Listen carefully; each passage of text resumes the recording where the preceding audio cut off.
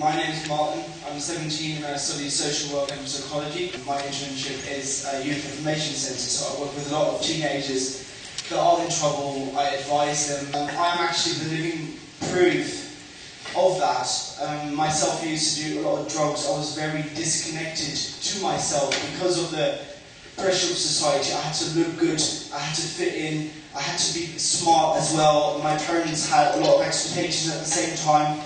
I was having trouble with my sexuality, and all of that pushed me basically into being really disconnected from myself.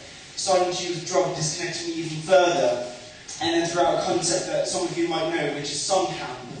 Song Camp is like a youth camp for Buddhist children, and you get taught about basic goodness, about compassion, and about all the things that we are talking about here today. And that brought me back to myself.